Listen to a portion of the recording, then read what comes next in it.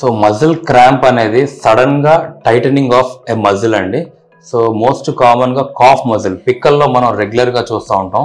ఎవరైతే ఎక్కువసేపు నించుని వర్క్ చేస్తారో, నడిసే వర్క్ ఉంటుందో, ప్రొలాంగ్డ్ యాక్టివిటీ ఉన్న వాళ్ళకి సడన్గా రాత్రిపూట మాకు పిక్కలు సడన్గా టైట్ అయిపోయి, ట్విస్ట్ అయిపోయి, విపరీతమైన నొప్పితో మేము నిద్ర లెగుస్తున్నాం. సడన్గా అదొక హార్డ్ స్టోన్ లాగా మాకు అనిపిస్తుంది.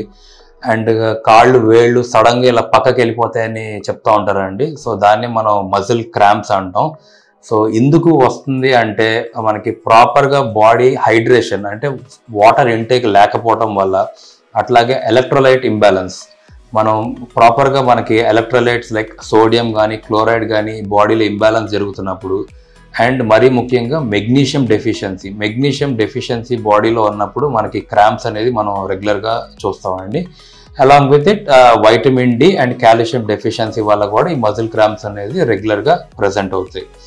సో ఈ మజిల్ క్రాంప్స్ని హౌ టు అవాయిడ్ అంటే proper and plenty intake of water. మనం రెగ్యులర్గా 3 to 4 liters of water intake అనేది ఉండాలండి.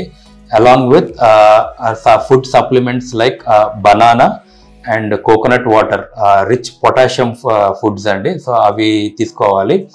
Along with it magnesium and calcium supplements తీసుకోవడం వల్ల అండ్ ప్రాపర్ ఎక్సర్సైజ్.